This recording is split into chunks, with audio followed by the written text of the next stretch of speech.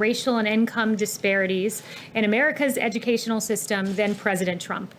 Every child, regardless of race, income level, or zip code, deserves an equal playing field of opportunity to access the American dream. Making that goal a reality begins in our schools. The evidence is clear. An analysis of 41 major urban areas found that Black and Hispanic students made the largest gains in educational access because of school choice, according to a Credo study. That is why President Trump has been clear in saying in his State of the Union, for too long, countless American children have been trapped in failing government schools. To rescue these students, 18 states have created school choice in the form of opportunity scholarships. The programs are so popular that tens of thousands of students remain on a waiting list. Now I call on Congress to give 1 million American children the same opportunity. Pass the Education Freedom Scholarships and Opportunities Act, he said, because no parent should be forced to send their child to a failing government school. Well, now, if Democrats have their way, children will not have access to schools at all, and that is not acceptable to President Trump. President Trump continues to fight for equal opportunity in our schools by boldly and firmly underscoring the absolute necessity of America's schools to reopen this fall. The data is clear. Sustained school closures hurt students who have fewer resources the most. McKinsey & Co. created these models. I have some graphs for you to estimate the potential impact of school closures, and they found this, quote, how much learning students lose during school closures varies significantly by access to remote learning, the quality of remote instruction, home support, and the degree of engagement. As you can see in this chart, students who experience average quality remote learning progress, but at a slower pace. Students who are getting lower quality remote learning stagnate at current grade levels. And students who are not getting instruction at home lose significant ground, with some students dropping out altogether. As you can see in the three scenarios mapped on this graph, if students return to school in the fall, the disparities are far less than if they return in January of next year or the fall of next year, where disparities in learning are enormous. But school closures affect more than just learning. As the NAACP has pointed out, for students of color at all levels across the country, school closings create problems even more urgent than the interruption of their educations. Schools also serve as a community nexus for food and for housing. Rest assured that President Trump knows more than anyone the importance of opening our schools, which is why he has been the most vocal advocate for reopening. In President Trump's America, make no mistake that he will continue to be the biggest fighter for equal opportunity in our schools and continued access to the American dream for all. And with that, I'll take questions.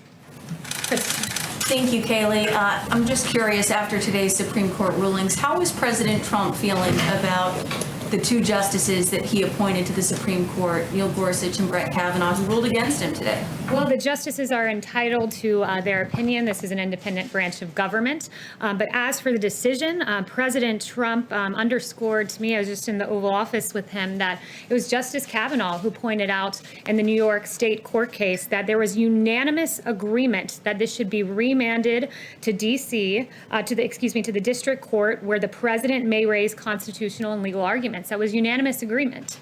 Also, there was a note in the Roberts opinion that the New York State case, basically the grand jury said that they were prohibited from arbitrary fishing expeditions and initiating investigations out of malice or intent to harass. So that language made it pretty clear that this was a win for the president. When you were speaking to the president in the Oval Office, did he have anything to say specifically about Justices Gorsuch or Kavanaugh? We didn't speak specifically about the two justices. Okay, and if I could, one question about the CDC's guidelines.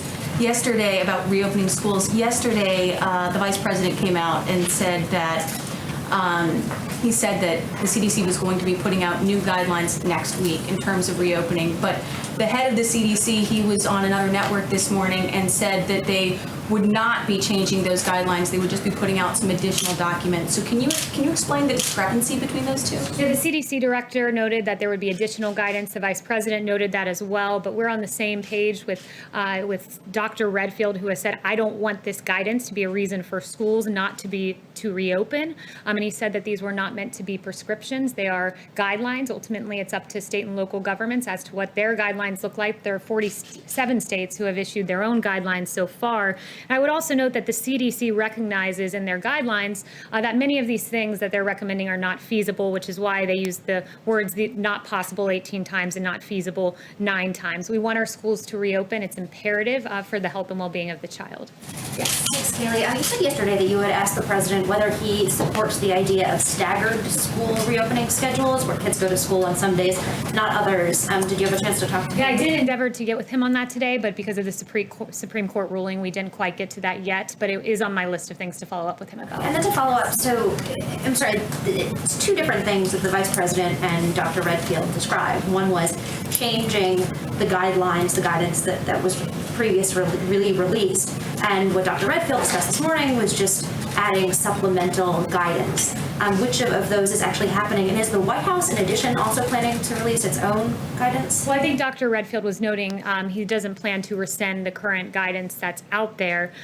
It will be supplemental guidance, but these are not requirements and not prescriptive. It was the way he characterized the initial guidance, and he said that this guidance should not be used as a reason for schools not to reopen. We all have the same goal here, and it's for schools to reopen because the health of the child absolutely depends on it, and it's imperative, as the presentation I showed, to rectify disparities that we get these schools open. And sorry, is the White House releasing an additional document as well? I have no announcements on that. None in the works, but doesn't mean that it won't happen.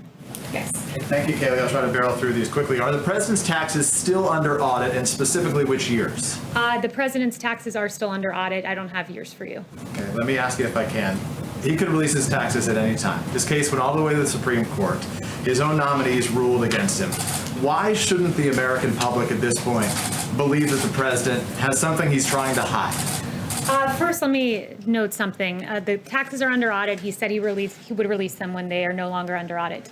The justices did not rule against him. In fact, it was a unanimous opinion saying that this needs to go back to the district court. And they even recognized that the president has an ample arsenal of arguments that he can make. And in fact, I would show that the Vance majority laid out a roadmap for the president. The Vance majority said the president has the right to challenge the subpoena on any grounds permitted by state law, be it bad faith or undue burden or breadth. They went on to say the president can raise subpoena-specific constitutional challenges, and they specifically mention a violation of the Supremacy Clause as one thing that he can raise. So they essentially laid out a roadmap.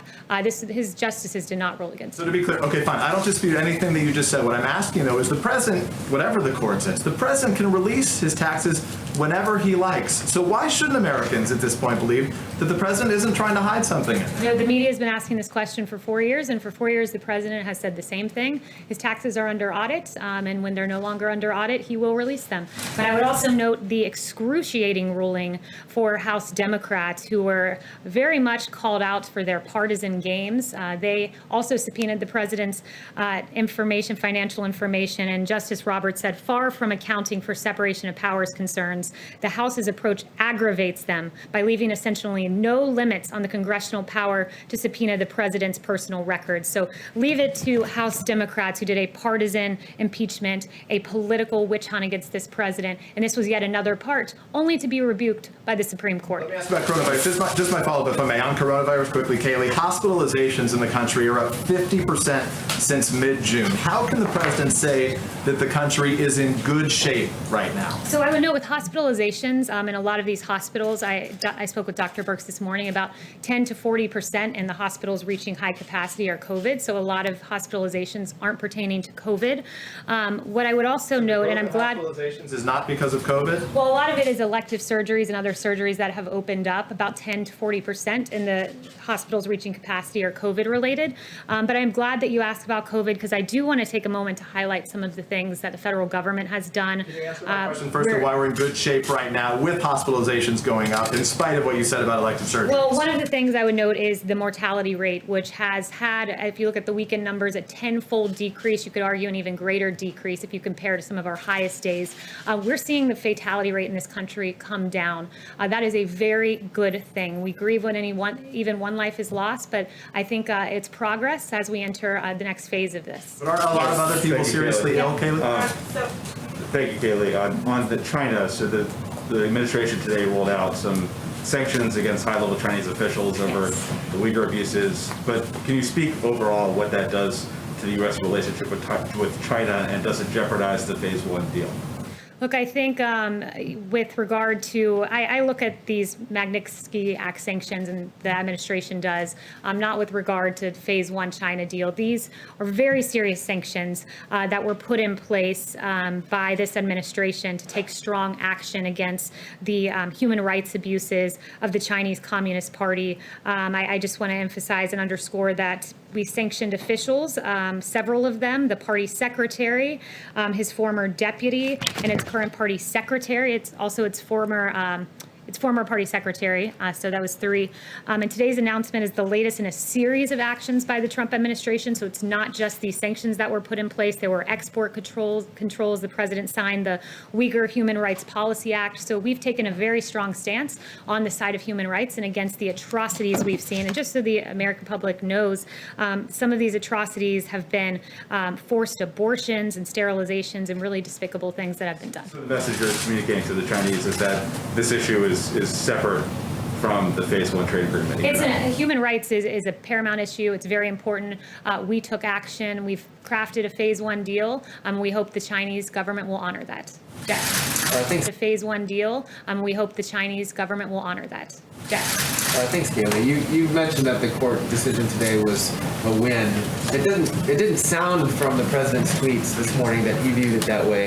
Has his thinking on it changed as he's had more time to digest? No, the president was making a general point about deference on the principle of absolute immunity, which is the posture that the president took in court.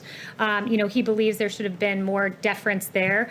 Justice Alito, citing the Harvard Law Review, made a very good point that constitutionally speaking, the president never sleeps. The president must be ready at a moment's notice to do whatever it takes to preserve, protect, and defend the Constitution and the American people. And we wish there would have been more deference to that point of view. But it is a big win, as Justice Kavanaugh noted, that all 9 justices said this needs to be remanded back to the lower court, and that in fact the attorney Cyrus Vance had not established his ability to secure access to those records. Instead, further proceedings are required.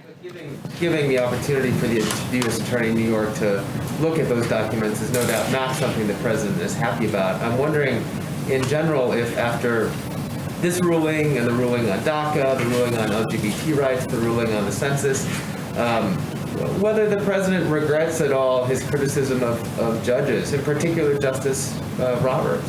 Chief Justice Roberts. No, I think what the president, what has been underscored to him after all of these rulings is that, we need more conservative justices on the court. That's something he's very strong about. It prompted him to say he'll release a list of more conservative justices he wants on the court. So I think that's been the big takeaway, not particularly with regard to this ruling, but with the previous ones that you mentioned. There are conservative judges on the court now. It's a 5-4. Yes, and then there was a 9-0 unanimous decision that this needed to be remanded, and there was a roadmap, as I noted, a roadmap set forward on how to proceed in the lower court, and there were several arguments proposed that the president could make in lower court. Yes, Kate. I've got 2 questions for you. One, on these rulings today, the Supreme Court is rejecting this assertion from the president that he is immune to investigation while he's in office. Does he agree with that he is not immune? Well, where the president stands is he still maintains his initial position, and he agrees with Justice Thomas in the dissent, who said the demands on the president's time and the importance of his tasks are extraordinary, and the office of the president cannot be delegated to subordinates. A subpoena imposes both demands on the president's limited time and a burden, and he went on to describe that position. So he agrees with the dissent.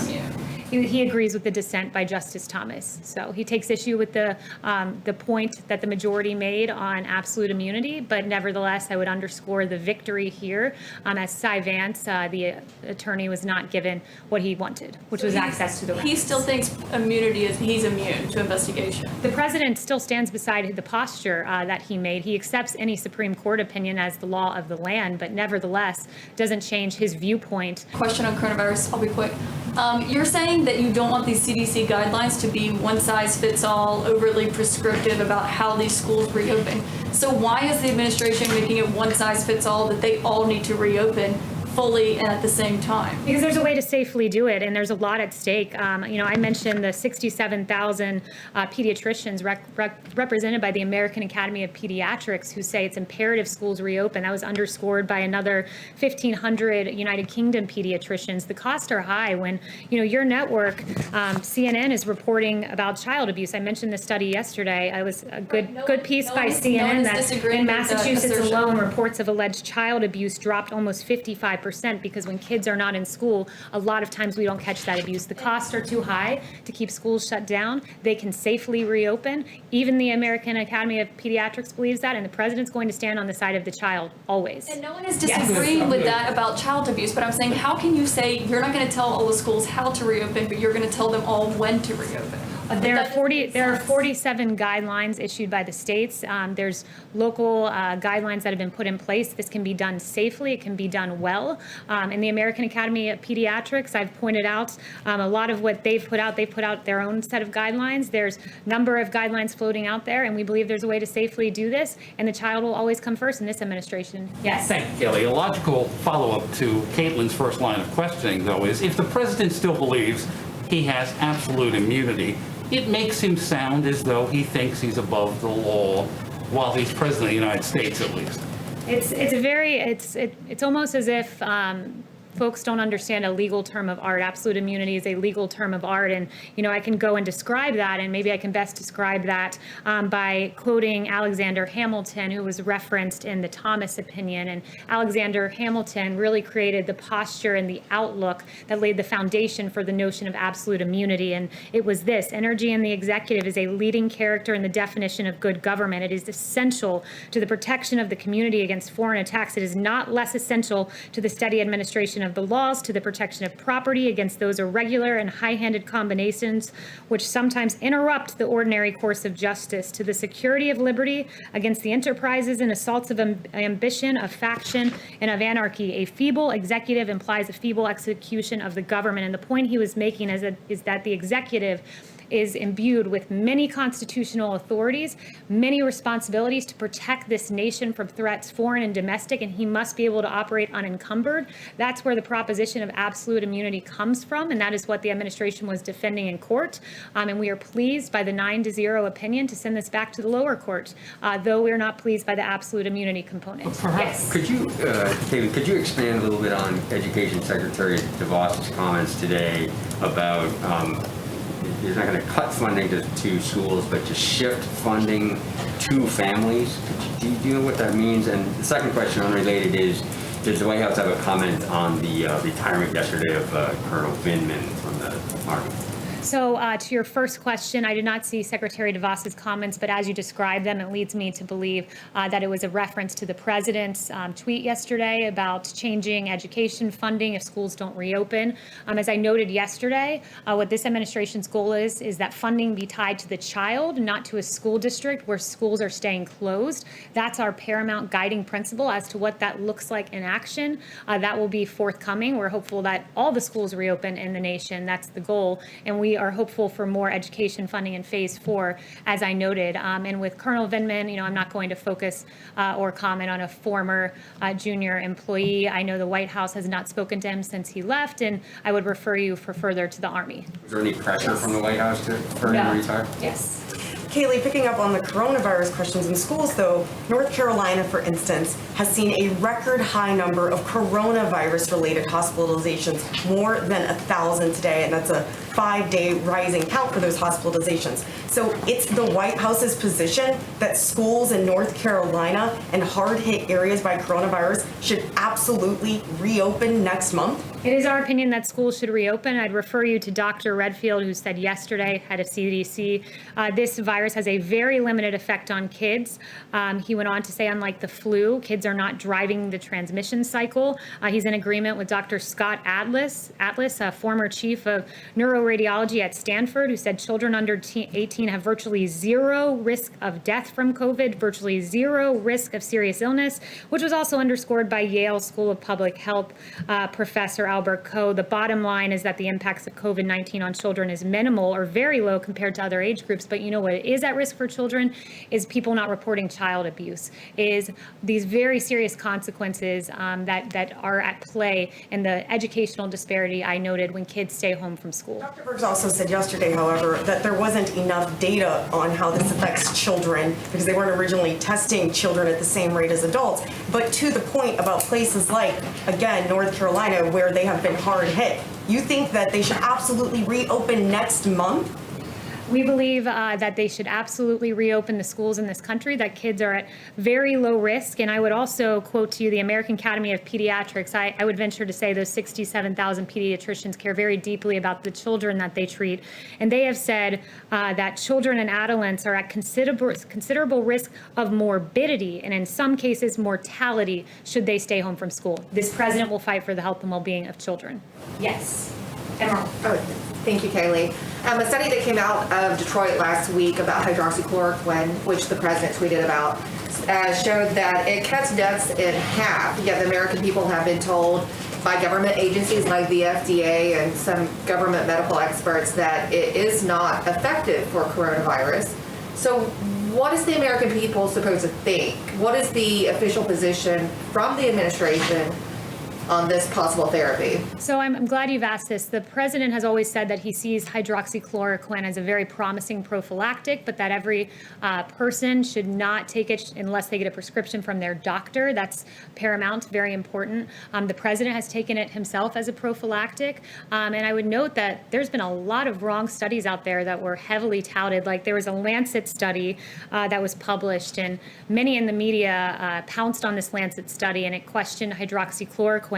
And you had folks like NBC's Glenn Kirshner saying the president should resign over the Lancet study questioning hydroxychloroquine, and CNN spent over 90 minutes heralding the study that's now debunked, that has been detracted. But what we have found, though the Lancet study has been retracted, we have seen a Henry Ford Health System study, and that Henry Ford Health System study showed that it is very promising, leading CNN to now tweet a surprising new study found that the controversial anti-malarial drug hydroxychloroquine helped COVID-19 patients better survive in hospitals. And the CEO of Henry Ford Medical Group said it's important to note that in the right settings, this potentially could be a lifesaver for patients. So our position is where we always were, where the president was weeks and weeks before the study ever came out, that this was a promising drug, but it should only be taken in consultation with your doctor. So is the FDA going to reauthorize it for emergency use? I would refer you to the FDA on that. Okay, one more, if I may, on a follow-up to what the president talked about a few weeks ago regarding Antifa, saying that his administration planned to designate it as a terrorist organization.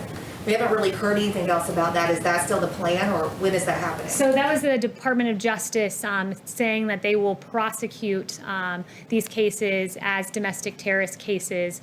So I'd refer you to the DOJ as to how that's working operationally, but the DOJ has arrested many individuals, including 7 out in Portland, Oregon, for a variety of offenses, including attacks on law enforcement. So we're working hard to ensure that Antifa does not dominate the streets. This administration stands against that kind of lawlessness. I think they should still be designated a terrorist organization. The president stands by what he said. Yes. Chanel. Thank you, Kayleigh. One question on Cyrus Vance, the New York DA who was demanding Trump's taxes.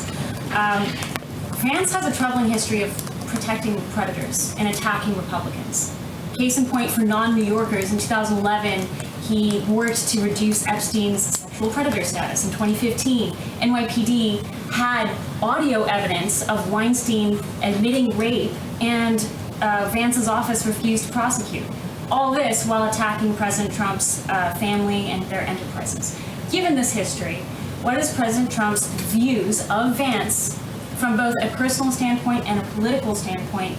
Is this Vance just, is he just politically abusing the court system? What is Trump's views on him? Yeah, you raised some very good points about the partisan attorney in Manhattan.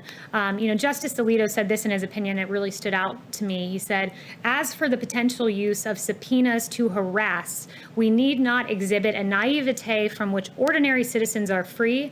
As we have recognized, a president is an easily identifiable target. There are more than 2,300 local prosecutors and district attorneys in the country. Many local prosecutors are elected, and many prosecutors have ambitions for higher elected office. Bring in Cyrus Vance, a Democrat, someone who Justice Thomas pointed out something very interesting.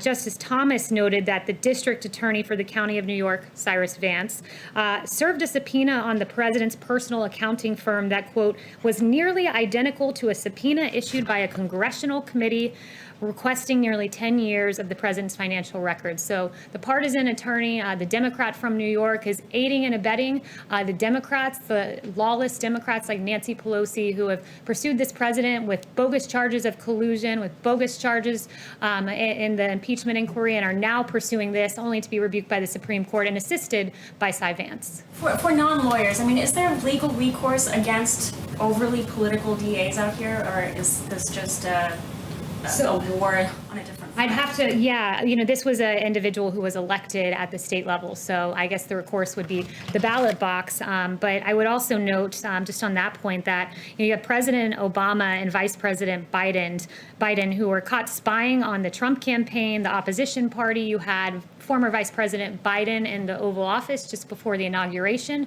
talking about the Logan Act. And later, the Logan Act was weaponized and used against Lieutenant General Michael Flynn in a way that was so unfair and a grave miscarriage of justice. But you have Obama and Biden who get away with this, but yet we need to go investigate President Trump. It really is quite nonsensical. Yes. Thanks, Kayleigh. In President Trump's tweets about the Supreme Court decisions this morning, he said he thinks the court treated him differently than it would have treated other presidents. So does he think this was a political decision by the Supreme Court, or that politics or personal views somehow entered into their legal reasoning? So I think you were referring to the tweet about broad deference, and what he was trying to note there, what he was noting was just that there should have been further deference to this notion that I read by Alexander Hamilton and others of absolute immunity to allow the executive and the president to do the very important job of protecting this country and all the other tasks given to a president of the United States. The Supreme Court gives a delay ruling that they would never have given for another president. Yeah, and I would also point you, with regards to that, I think Justice Alito hit on this. He said in the Clinton case, for example, the court held that a sitting president could be sued in federal courts, but the court took pains to reserve judgment on the question of whether a comparable claim might succeed in a state tribunal. Any direct control by a state court over the president, the court observed, might raise concerns about protecting federal officers from possible local prejudice. So that is to say that even back in the Clinton case, where federal court prosecutions were green-lighted, they gave their grave reservations for a state court proceeding of this nature. So I think he was noting the distinguishing features there. Yes. I'd like to ask a clarifying question from something that was said earlier. The president, you said, would like to see more conservative justices. Is he comfortable with the number of 9 justices? There's nothing in the law that says he has to only have 9. Would he consider appointing more? So the president has never mentioned adding other justices, but the Democrat Party has, as a way to get around, I guess, the rulings they don't like. I have a question about the unemployment numbers from today. 1.3 million additional claims in the last week. A bit of a slowing down of that recovery. Are you at all concerned that the numbers continue to be so high, still almost 4 months into continued unemployment claims? So I would note that the numbers fell 100,000. This was the 14th consecutive weekly decline that we've seen. And from its peak in late March, initial claims are down 5.6 million.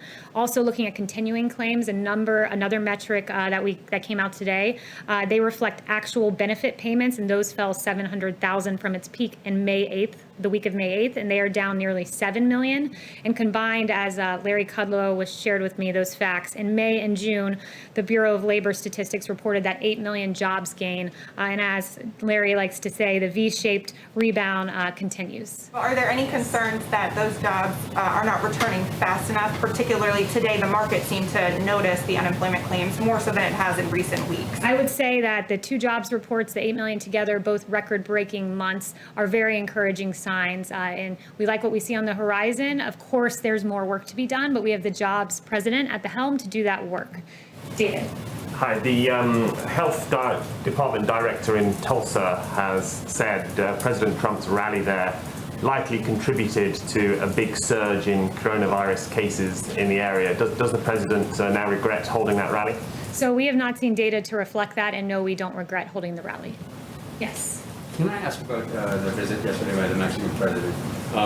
Can you tell us if President Trump discussed the issue of funding for the wall with the president, and if not, is that now a dead issue for the president? It didn't come up in the discussions that I was a part of, but I'm grateful that you bring up the wall, which is being built at accelerated pace, more than 500 miles by the end of the year. And we really appreciate the help of the Mexican government in securing the border with the troops that they've provided. Does the president contend that the Mexican government may still contribute, directly to fund? So again, I'm not aware of their other discussions they may have had, but what I would note is the USMCA, that Mexico is a big part in making happen, is bringing tons and tons and tons of money and revenue into the United States, and we're very grateful for that. Yes. Hello. Thank you, Kayleigh. Two quick questions. First of all, given United Airlines' recent announcement that they might have to furlough some 36,000 workers, does the president support extending the aid that was already given to the airlines further?